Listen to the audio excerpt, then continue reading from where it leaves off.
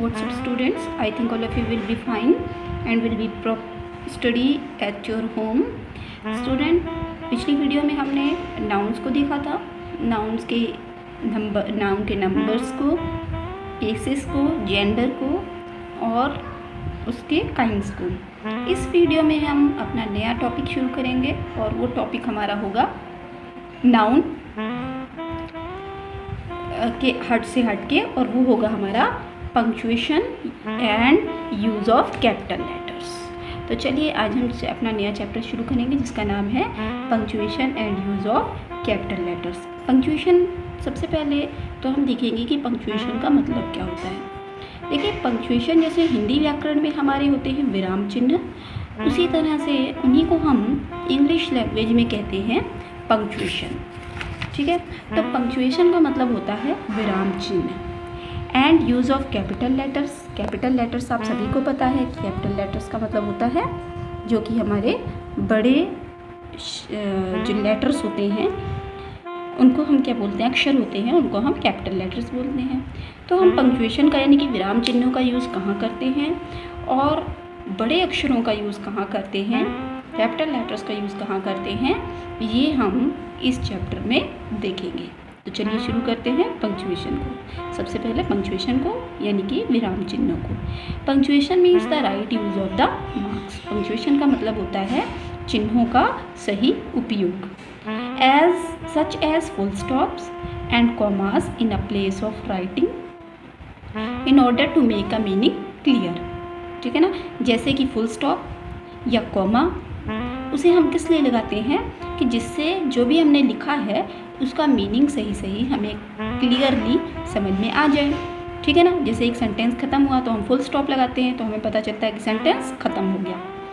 Comma, अगर हमें एक सेंटेंस को स्प्लिट करना है, तोड़ना है, तो तब हम कॉमा लगाते हैं। ठीक है ना, तो इस तरह से अपनी जो भी हमने लिखा है उसका मतलब सही समझ में आए, सही समझ में आ जाए, इसलिए हम पंक्चुएशन मार्क्स का, विराम चिन्हों का यूज़ करते हैं। Here are some common punctuation mark. यहाँ पे देखिए कुछ कॉमन पंक्चुएशन मार्क्स हैं। फुल स्टॉप, सबसे पहले हम पढ़ेंगे फुल स्टॉप। फुल स्टॉप हम कब लगाते हैं? It is the most common punctuation mark. ये सबसे सामान्य या जनरल एक पंक्चुएशन मार्क्स है।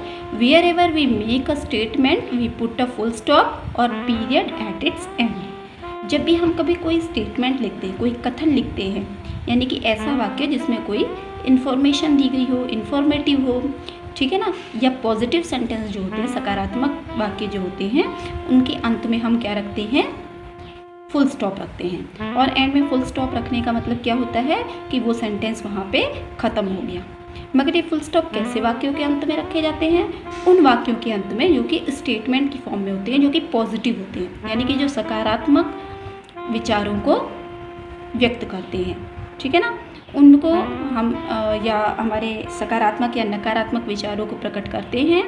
ठीक है ना, उनके लास्ट में हम फुल स्टॉप रखते हैं। ठीक है ना, अब स्टेटमेंट कोई इन्फॉर्मेटिव होना चाहिए, चाहे वो हमें किसी बिंदु के फेवर में या अगेंस्ट में, किसी भी बिंदु पर हमें अपने विचार व्यक्त करता हो, मगर वाक्य में कोई क्वेश्चन नहीं पूछा जाना चाहिए, कोई विस्मय नहीं प्रकट करना चाहिए, कोई सडन फीलिंग्स वो नहीं प्रकट होनी चाहिए, कोई क्वेश्चन नहीं पूछना चाहिए। मतलब क्वेश्चन, जो सेंटेंस है वो कोई क्वेश्चन ना पूछ रहा हो, बल्कि सीधे एक स्टेटमेंट की फॉर्म में हो, तब हम उसके लास्ट में फुल स्टॉप का यूज़ करते हैं। ठीक है ना, जैसे आप एग्जांपल देख सकते हैं, there are many places in Jaipur. पहला एग्जांपल है जिसमें वो बता रहा है कि जयपुर में बहुत सारे पैलेसेस इन जयपुर, कि जयपुर में बहुत सारे महल हैं। तो ये एक स्टेटमेंट है, एक इन्फॉर्मेशन, ये सेंटेंस हमें एक इन्फॉर्मेशन दे रहा है, सीधा सेंटेंस है, तो इसके बाद में हम क्या रखेंगे? फुल स्टॉप रखेंगे। Riddhima is the best dancer of our school. Riddhima हमारे स्कूल की सबसे अच्छी डांसर है। ये भी सेंटेंस क्या कर रहा है? हमें रिद्धिमा के बारे में इन्फॉर्मेशन दे रहा है। तो ये भी किस फॉर्म में है? स्टेटमेंट की फॉर्म में है, इसलिए इसके बाद भी हम क्या रखेंगे? फुल स्टॉप रखेंगे। I have much interest in classical music. मुझे क्लासिकल म्यूजिक में बहुत इंटरेस्ट है। ये भी स्टेटमेंट कैसा है? मेरे इंटरेस्ट के बारे में हमें इन्फॉर्मेशन दे रहा है। ये भी एक स्टेटमेंट की फॉर्म में है और इसलिए इसके बाद में भी हम फुल स्टॉप रखेंगे। Please come back soon. देखिए ये जो सेंटेंस है वो क्या है, हमें किसी की रिक्वेस्ट के बारे में बता रहा है, जैसे कोई व्यक्ति है और वो किसी को कह रहा है कि आप जल्दी आ जाना, तो ये भी एक स्टेटमेंट की फॉर्म में है, इसलिए इसके बाद भी हम एक फुल स्टॉप रखेंगे। अ full stop is sometimes used in abbreviation. अच्छा, और कहाँ फुल स्टॉप का यूज़ होता है? एक तो सेंटेंस के लास्ट में होता है, ठीक है ना, जो सिंपल सेंटेंसेस होते हैं उनके लास्ट में फुल स्टॉप का यूज़ होता है। इसके अलावा फुल स्टॉप का यूज़ कहाँ होता है? इसके अलावा जो फुल स्टॉप का यूज़ होता है वो एब्रीविएशंस में होता है। एब्रीविएशंस का मतलब जो लघु रूप होते हैं किसी भी शब्द का, जो छोटा रूप होता है, ठीक है ना, जब हम उसे छोटा शॉर्ट करके लिखते हैं तो उसमें भी हम फुल स्टॉप का यूज़ करते हैं। जैसे अगर हमें जनवरी लिखना है, देखिए इसमें एग्जांपल्स दिए हैं, जनवरी ईजी एंड एम, ठीक है ना, तो अगर हमें जनवरी लिखना है और जनवरी को हम फुल नहीं लिखना चाहते, फुल फॉर्म में नहीं लिखना चाहते, तो जो हम JAN के बाद में फुल स्टॉप लगा देंगे तो इसका मतलब हो जाएगा शॉर्ट फॉर्म ऑफ जनवरी, ठीक है ना। इसके बाद में आता है कॉमा। अब हम कॉमे का यूज़ कहाँ करते हैं? We use comma to separate words in a list, however we use and in place of comma between the second last and the last name. कॉमे का यूज़ हम कहाँ करते हैं? जहाँ पे बहुत सारे वर्ड्स लिखे होते हैं, ठीक है ना, जैसे बहुत सारे नाम दिए हुए हैं या बहुत सारी चीज़ों की लिस्ट दी हुई है, तो उनको अलग अलग करने के लिए हम क्या करते हैं? कॉमे का यूज़ करते हैं। और जब लास्ट नेम, ठीक है, जो लास्ट नेम होता है उससे पहले वाले नेम के बीच में हम कॉमा ना लगा के उन्हें हम एंड से सेपरेट करते हैं, ठीक है। We also use commas to divide a sentence into several parts so that it is easier to follow its meaning. We also use commas to divide a sentence, और जब हमें किसी सेंटेंस को डिवाइड करना होता है, 2 टुकड़ों में बांटना होता है, ठीक है ना, या 3 या 4 टुकड़ों में बांटना होता है, तो हम क्या करते हैं? कॉमा लगा के उन सेंटेंसेस को बांट देते हैं ताकि उनका मीनिंग समझने में हमें आसानी हो। Sometimes we use a comma to separate an introductory word that applies to the whole sentence from the rest of sentence। कभी कभी जो है हम जो इंट्रोडक्टरी पार्ट होता है सेंटेंस का, उसके भी पहले उसके बाद में भी क्या लगाते हैं? कॉमा लगाते हैं, जो कि सेंटेंस में इंट्रोडक्टरी एक ऐसा वर्ड होता है जो कि पूरे सेंटेंस को फॉलो करता है। इसका एग्जांपल हम आगे देखेंगे।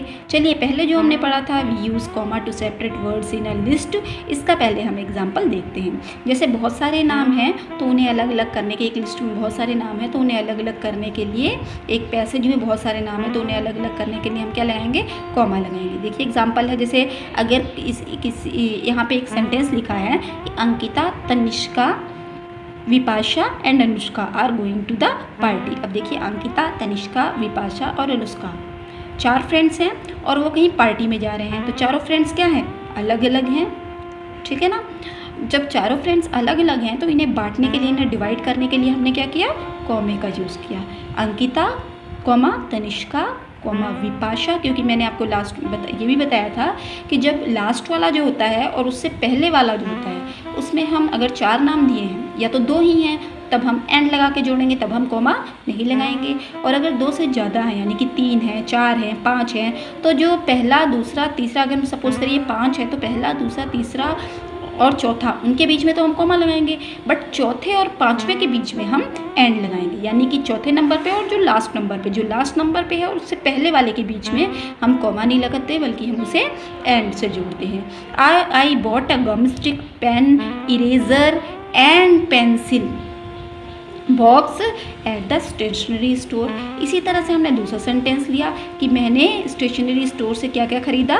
एक गम स्टिक खरीदी, पेन खरीदा, इरेजर खरीदी और पेंसिल बॉक्स खरीदा, ठीक है ना। अब देखिए इसमें भी 4 चीज़ें हैं, एक गम स्टिक हो गई, एक पेन हो गया, एक इरेजर हो गया और एक पेंसिल बॉक्स हो गया। तो पहले वाले 3 को जब हमने लिखा गम स्टिक, पेन और इरेजर, तो उसके पहले हमने क्या लगाया? उसके बाद में हमने क्या लगाया? कॉमा लगाया उन्हें सेपरेट करने के लिए। बट जब लास्ट वाला बचा पेंसिल बॉक्स, तो उसको हमने सेपरेट करने के लिए क्या लगाया? एंड का यूज़ किया, ठीक है ना। अब हम अपना नेक्स्ट देखते हैं। इसके बाद हमारा नेक्स्ट क्या है? देखिए नेक्स्ट में ये हमें बता रहा है, नेक्स्ट में हमको क्या बता रहा है? नेक्स्ट में हमको ये बता रहा है कि आप देख पा रहे होंगे, ये हमको कह रहा है, रूल हमें ये कहता है कि Lucknow, Bareilly, Meerut are the famous cities of UP. कि लखनऊ, वाराणसी, लखनऊ, बरेली और मेरठ क्या हैं, यूपी के फेमस सिटीज़ हैं। तो देखिए इसमें भी 4 नाम हैं, वाराणसी, लखनऊ, बरेली और मेरठ, 4 नाम हैं। तो पहले 3 के पहले हमने क्या लगाया, कॉमा लगाया, बट जब बरेली और मेरठ, क्योंकि मेरठ लास्ट वाला था तो उससे पहले वाले के बीच में हमने क्या लगाया, एंड लगाया, कॉमे का यूज़ नहीं किया। तो इसी तरह से हम जो लास्ट वाला वर्ड होता है उससे पहले आने वाले वर्ड के बीच में अगर 3 या 4, 2 से ज़्यादा यानी कि 3 या 4 नेम दिए हुए हैं तो जो लास्ट के होते हैं उनको हम एन से जोड़ते हैं। Yes I go for morning walk daily in the morning. देखिए मैंने आपको दूसरा एक जो रूल बताया था इसी में, वो ये बताया था कि कोई ऐसा इंट्रोडक्टरी वर्ड जो कि पूरे सेंटेंस को रिफ्लेक्ट करता है, जो कि पूरे सेंटेंस में रिफ्लेक्ट होता हो, यानी कि जिसका संबंध पूरे सेंटेंस से हो, तो उसमें हम जो इंट्रोडक्टरी वर्ड होता है उसके बाद में हम क्या लगाते हैं, कॉमा लगाते हैं। देखिए यहाँ पे यस, किसी ने क्वेश्चन पूछा do you go to morning walk daily in the morning, तो हम क्या कहेंगे, यस, या आप नहीं जाते हैं तो नो। तो यही इंट्रोडक्टरी पार्ट है, ठीक है ना। इंट्रोडक्टरी पार्ट का मतलब जो कि हमें उसका परिचय दे, और बाकी का सेंटेंस तो हमने क्वेश्चन से ही कनेक्ट किया है, तो हमने आंसर क्या दिया, यस, हाँ। तो हाँ के बाद में, क्योंकि हाँ हमारा एक टुक जवाब है, इंट्रोडक्टरी पार्ट है, तो इसके बाद में हम कॉमा लगाएंगे और फिर कहेंगे I go for morning walk daily in the morning, ठीक है ना। तो ये तो हमारी हो गई कॉमे की बात। अब हम आते हैं अपने नेक्स्ट टॉपिक पे जिसका नाम है क्वेश्चन मार्क। अब ये क्वेश्चन मार्क क्या होते हैं, देखिए क्वेश्चन मार्क आपने सिंबल तो आप स्क्रीन पे देख पा रहे होंगे।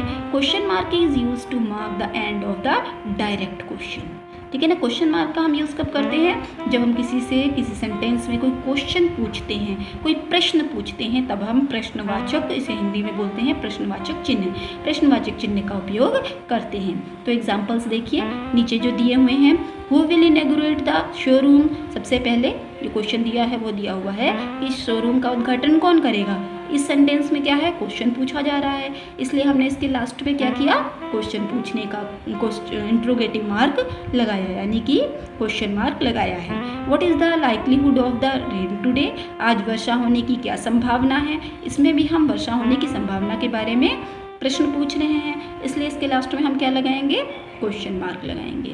Are they performing tonight in the show, क्या आज रात वो शो में परफॉर्म कर रहे हैं। इसमें भी देखिए हम क्वेश्चन पूछने का काम कर रहे हैं, तो इसके लास्ट में भी हम क्या लगाएंगे, क्वेश्चन मार्क लगाएंगे। फिर आता है तो ये तो हमारी बात होगी क्वेश्चन मार्क की, यानी कि प्रश्नवाचक चिन्ह की।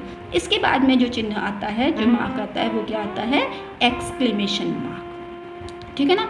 तो एक्सक्लेमेशन मार्क का आप सिंबल देख पा रहे होंगे, जो कि एक डंडा और नीचे बिंदी है, तो इसको हम हिंदी में बोलते हैं विस्मयादिबोधक चिन्ह। This mark is used at the end of दो सेंटेंसेस और words which expresses surprise, Joy, anger, shock और सम अदर स्ट्रॉन्ग इमोशंस, ठीक है।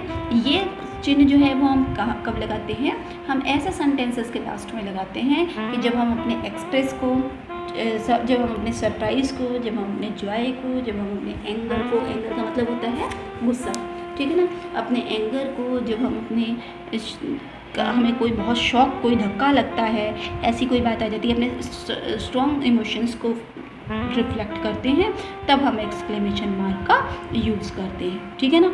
देखिए किस तरह से, चलिए हम एग्जांपल्स में देखते हैं। What a pleasant weather we have, कितना सुहावना मौसम है, ठीक है ना। तो हमने एक अपने मन की फीलिंग को जाहिर किया, यहाँ पे मौसम बहुत अच्छा था, ठीक है ना, और मौसम को देख के हमने कहा क्या बढ़िया मौसम है। तो ये हमारी एक मन से निकली अचानक निकली भावना है।